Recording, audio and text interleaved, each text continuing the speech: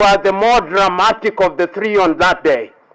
You said, and permit me to remember what you said, that we cannot allow East Africa to continue to be balkanized, nor can we allow Africa to continue to be balkanized in 53 countries which are weak and which are incapable of negotiating with other parts of the world. We must stop that balkanization. You said that, Your Excellency. Today, Your Excellency, in your very presence, we are interrogating the question as to whether we are still balkanized. And Your Excellency, if you permit me to be honest and candid, the steps we have made thus far must be celebrated, but we could have done better. We could have done better because, Your Excellency, you will also remember, you yourselves in the year 2004 were so dissatisfied with the pace of integration that in 2004 you empaneled a body constituting representatives from all the three countries to fast-track political federation. They went round East Africa, they went to Uganda, they took the pulse of the politicians, they went to Tanzania, took the pulse of the politicians, they came to Kenya, took the pulse of the politicians, and they did not stop there. They went to the business community and took their pulse. They went to the universities and took their pulse. They went everywhere and they submitted a report to you in the year 2005 in which they claimed, and I use the word claim deliberately, Your Excellency, they claimed that the East Africans had declared unequivocally that they wanted integration urgently. And they said that by the year 2013 we would become one federation. They said that by the year 2013 we would have one East African president. They said that we would have one currency. They said good things. But the reality, which is a sad reality, is that we are nowhere near realizing those goals. Which then begs the question, what can we therefore do? Because it is true that our diagnosis of our problem is right. We know what we ought to do. We have made many declarations. We have created many institutions. We have the East African Legislative Assembly, which is functional. We have the East African Court of Justice, which is functional. We have other institutions which are functional. But yet there is a sense in which we have not made the nuclear decision. And let me be understood to mean, when I say the nuclear decision, the decision that will change the matters in such a fundamental way that the farmer sitting in Gulu, when he is asked about East Africa, he or she can relate to it. The nuclear decision that will ensure that somebody sitting in Iringa can relate to the East African community.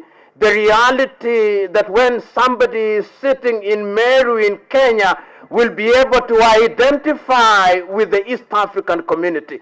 That is what we are looking for. And today, we are assembled here to interrogate ourselves. We are assembled here to ask ourselves uncomfortable but necessary questions.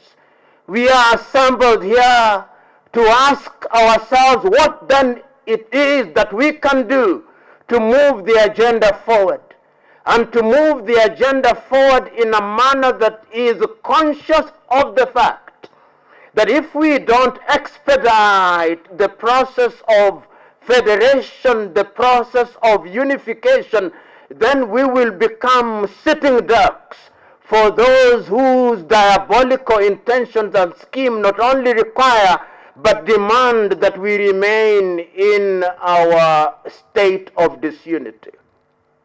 Your Excellency, you will remember several years ago, you said when we were talking about East African community, and you are talking about the insignificance of our small markets.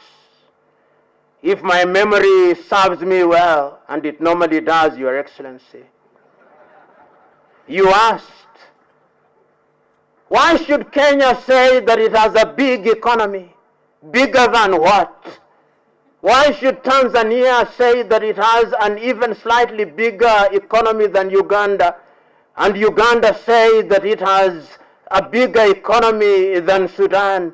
Your Excellency then said, that is an exercise in futility. It is three dwarfs trying to argue which one is taller than the other.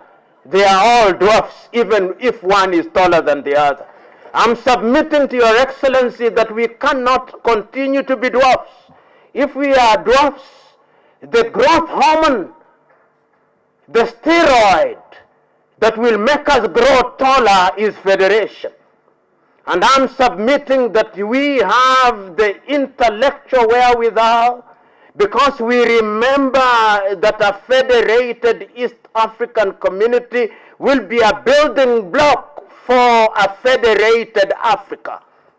And I am aware that we have now expanded. The Democratic Republic of Congo is now with us. I'm aware that South Sudan is now with us. I'm aware that Rwanda is now with us, that Burundi is now with us. I'm also aware that the Somalis have also indicated their desire to be with us. We are some kind of magnet that is attracting others. But before we consolidate, what then is it that we can do?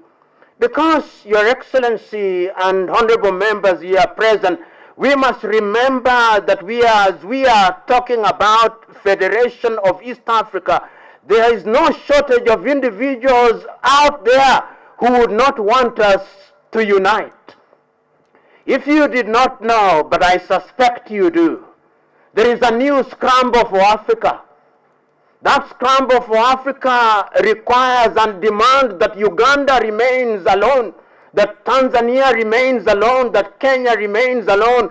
The only way in which we can immunize ourselves against the diabolical machinations of the new scramblers for Africa is our unity. And I'm submitting to us that you who are members of East African community and members of the East African Legislative Assembly, what is it that you can do?